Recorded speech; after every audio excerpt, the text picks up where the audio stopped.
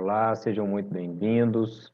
Boa noite. Eu sou o Matheus, médium, integrante do Grupo Anjo de Luz, e esse é o programa Atendimento Fraterno do Grupo Anjo de Luz. Orai e vigiai sempre, luz, paz e bem.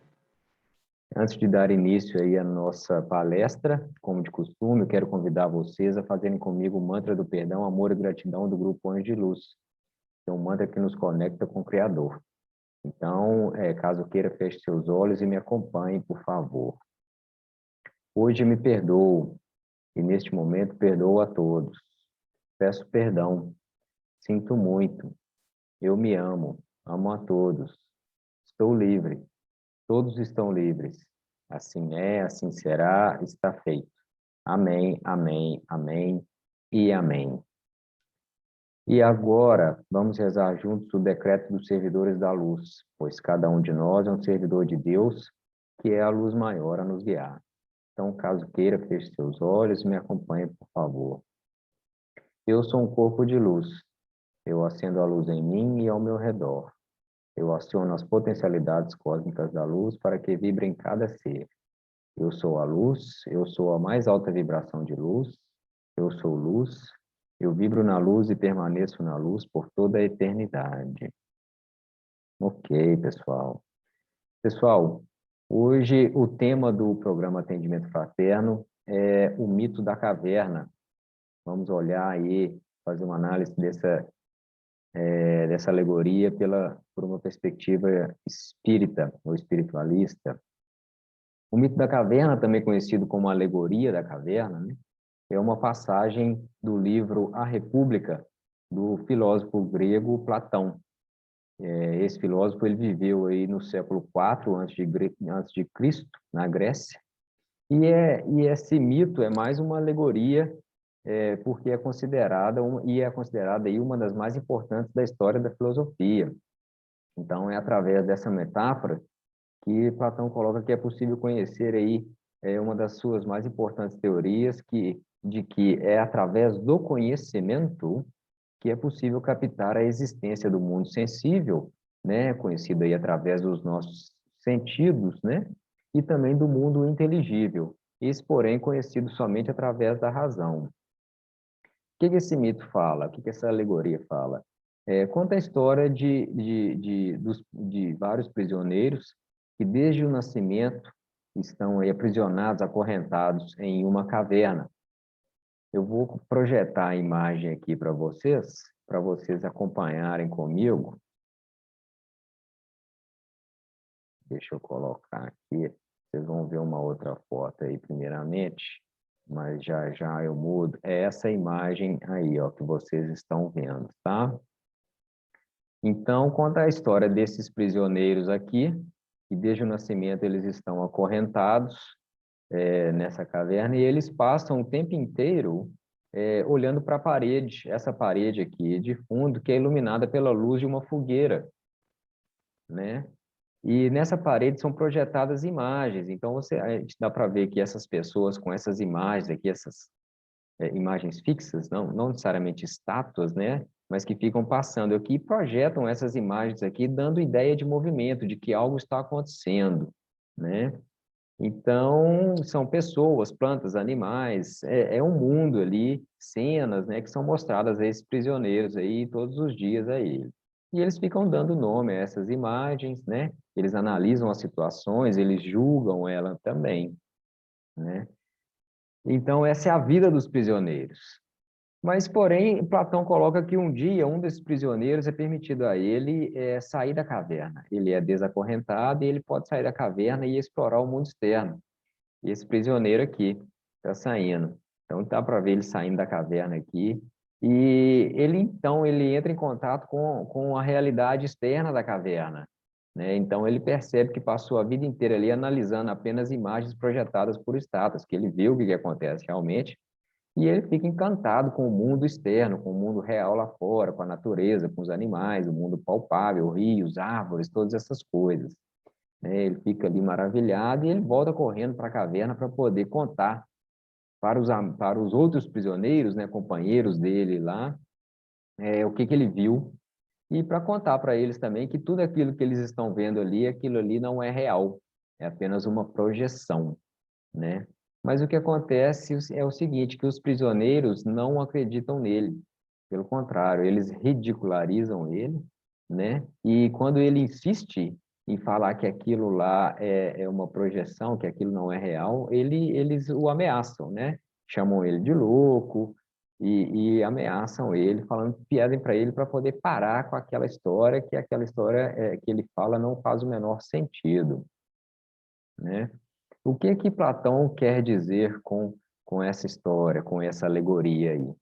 Ele fala o seguinte, que os seres humanos, nós aqui vamos colocar aqui os nós encarnados, temos uma visão limitada e distorcida da realidade, né? Então, no mito aí, os prisioneiros acorrentados somos nós, que enxergamos e acreditamos apenas as imagens que são criadas aí no nosso mundo, seja pela cultura, enfim, né, em que estamos inseridos, no ambiente que estamos inseridos, e também essas imagens são criadas pelos conceitos e informações de que recebemos durante a vida, desde o nascimento. E a caverna, ela simboliza o mundo, pois nos apresenta aí as imagens que representam uma visão, vamos dizer assim, limitada da realidade, né? E ele coloca que só é possível conhecer a realidade quando nos libertamos aí dessas influências culturais e sociais, ou seja, quando saímos da caverna, é isso que ele coloca. Nós, seres humanos, só crescemos quando adquirimos o conhecimento, não só da ciência e cultura, mas também da vida espiritual, e também quando adquirimos conhecimento aí para poder fazer um melhor julgamento entre bem e mal, né? E para adquirir conhecimento é necessário esforço próprio. Muitas vezes aí abrir mão da conveniência, né, e comodidade de muitos dos dogmas, né, e dos conceitos pré-formados. E, ao abrir mão disso tudo, a gente é preciso estar ciente também que vamos ter que suportar aí a dor da desilusão e também o peso da responsabilidade aí pelos nossos atos. Quando não se está disposto a isso, é natural querer desistir e permanecer acomodado, né? Isso é muito comum, isso acontece muito. Porém, nós, homens encarnados e também espíritos desencarnados, né, estamos sujeitos a uma lei da natureza que não podemos escapar, né, que a gente pode chamá-la de inexorável, né, que é a lei do progresso. Essa lei, ela nos impele, ela nos obriga a seguir em frente, quer queiramos ou não, né, pela força aí dos próprios acontecimentos da vida, né, e a gente vai passar aí por lições, experiências e que vamos aprender muito, e isso vai nos fazer progredir. Então, estamos todos sujeitos a essa lei, e que é uma coisa boa, né?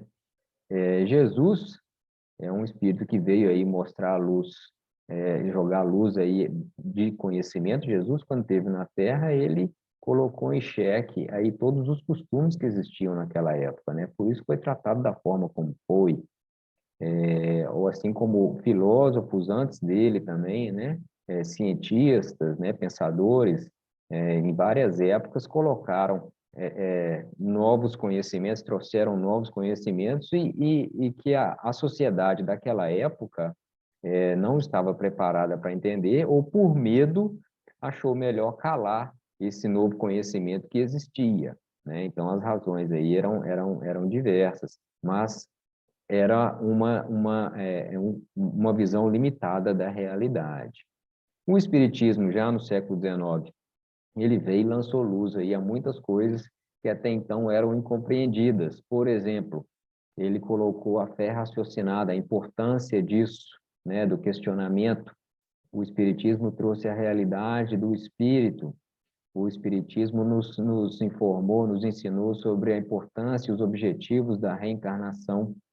O Espiritismo, ele nos informou, nos ensinou sobre a vida espiritual, coisas que até então tínhamos pouco ou quase nenhum conhecimento, né? Algumas filosofias aí orientais já tinham um maior conhecimento disso, né? Então, ao trazer todo esse conhecimento, ampliou a nossa consciência e a nossa forma de ver isso tudo e de se relacionar com o mundo, né? Com o universo. O mundo físico no qual habitamos com o nosso envoltório carnal, na realidade, ele é apenas uma parte, né, da realidade na qual a gente está inserido aí. E essa realidade, Para alguns, ela se compõe aí de dois lados, a gente pode dizer, o material, que é esse que a gente vê e percebe com os nossos sentidos, né? E também o espiritual.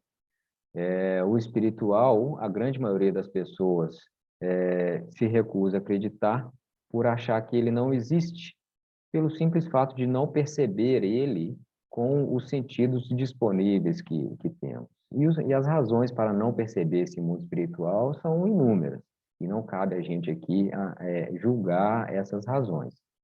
É importante a gente colocar que o respeito ele deve existir, deve acontecer em relação aos diferentes pontos de vista, deve haver o respeito em relação aos diferentes entendimentos da realidade, deve haver o respeito em relação às diferentes crenças, culturas, credos e costumes, deve haver um respeito em relação às diferentes histórias e experiências de vida, porque isso tudo contribui na formação do indivíduo e do espírito também, enquanto na erraticidade. E ninguém tem o direito de desconstruir essa estrutura de uma hora para outra, né? Mas, ao mesmo tempo, todos devemos aí nos esforçar para poder aprender coisas novas e melhorar em todos os aspectos da nossa Constituição.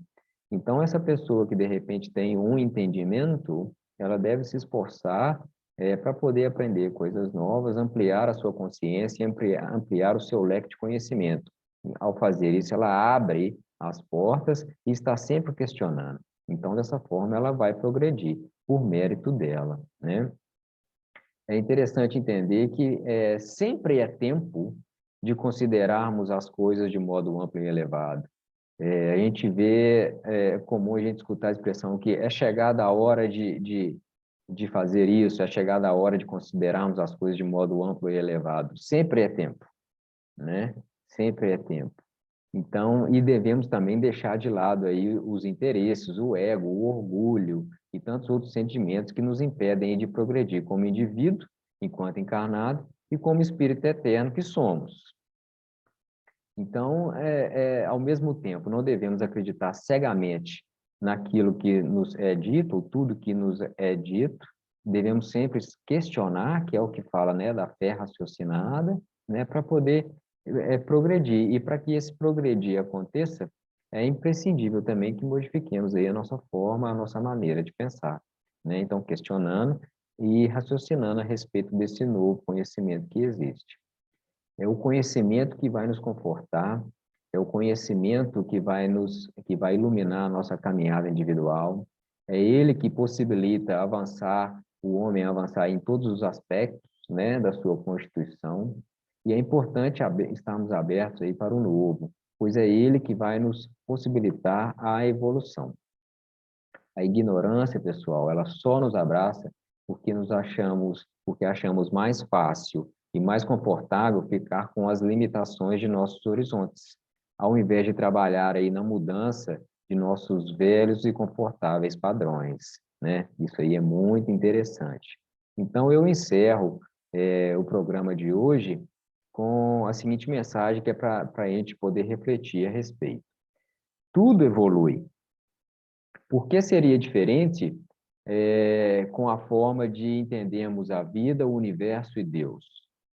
Por que seria diferente em relação à forma de nos relacionarmos com essas questões e com Deus, né? Então, se evoluímos, evoluímos também a forma de percebermos o mundo, percebermos a vida e também a forma de entendermos Deus e de nos relacionarmos com Ele. Então, essa é a mensagem que fica para hoje. Quero dar aqui os recados em relação à agenda, né, do Grupo Anjo de Luz para o mês de outubro. Agora, no dia 14, quinta-feira, temos o programa Conexão Musical. Acontece às 19h30 aqui no nosso canal no YouTube. E o tema é a amizade. No dia 19, vai acontecer a cirurgia espiritual à distância, oração e cura. Também às 19h30 aqui no YouTube. Lembrando que esse programa não é gravado, tá? E no dia 28 do 10 às 19h30, aqui no YouTube, temos o programa Encontro Virtual e vamos falar sobre a Lei de Liberdade, que é a continuação aí do estudo que estamos fazendo das 12 leis morais, ok? Então, eu agradeço a Deus, eu agradeço ao Cristo, eu agradeço à equipe médica do Grande Coração de Astéria, representada aqui pelo Dr. Helmut Mentor, do Grupo Anjo de Luz. Agradeço a cada um de vocês que participou conosco aqui hoje. Orai e vigiai sempre, luz, paz e bem. Muito obrigado, tenha uma boa noite. Tchau.